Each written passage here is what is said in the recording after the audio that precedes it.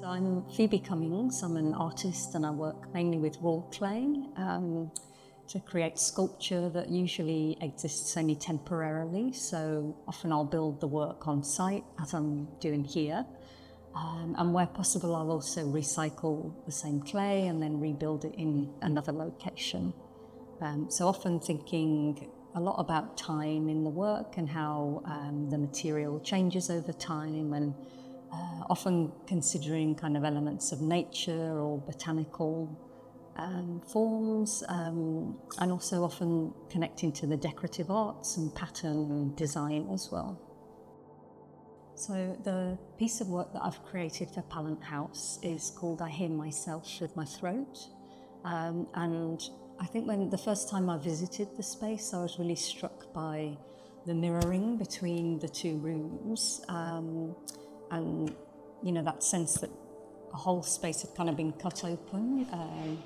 And so I was really interested in kind of creating forms that sort of mirrored each other and also connecting directly to the building. So they sort of extend down from the ceiling roses and hopefully having some feeling almost as if they've grown within the space. And I think for me, often the work that I'm making connects in different ways to thinking about still life, and particularly this sort of play between stillness and also what's live. So for the duration, when a work is shown, usually there is a stillness to it, but at the same time there's kind of subtle changes that occur in the material. So as things dry and shrink and crack, some pieces are much more kind of made as a performance almost, so interacting with water, they might change quite dramatically over the period of an exhibition.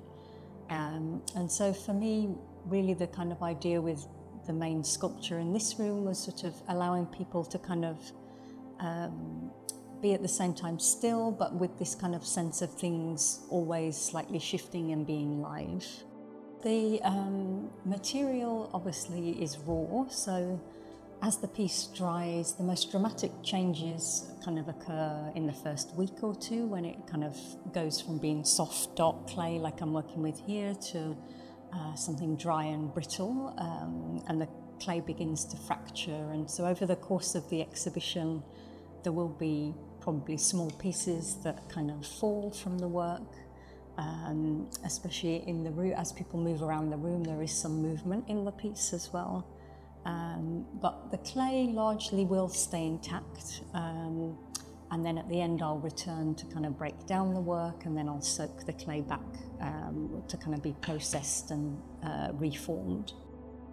So usually I'll kind of completely wet it down, and then it can be sort of kneaded back together. And yeah, at this point I'm not sure where it will go next, but that's one of the things I think I find really fascinating about clay as a material, that there is this kind of potential for things to endlessly be remade. And you know, I think there are natural connections really to these ideas of existence and kind of cycles of life and death are kind of always at play in the material, as well as kind of what the work is.